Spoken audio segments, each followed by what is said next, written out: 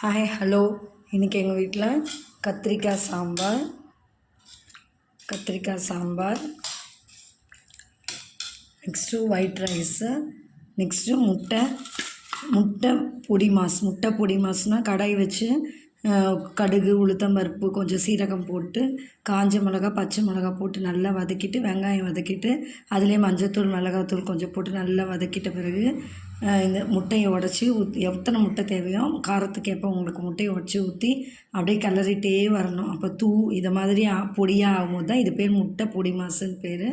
Next எங்கள் வீட்லேயே நான் மீந்த சாதத்தில் சீரகம் உப்பு போட்டு பிசைஞ்சு மாடியில் வத்தல், இந்த வெயிலுக்கு ஒரே நாள்லேயே காஞ்சி போச்சு. இதை பேர் நாங்கள்லாம் சோத்து வத்தல்னு சொல்லுவோம். சாதம் வத்தல். ஓகேவா?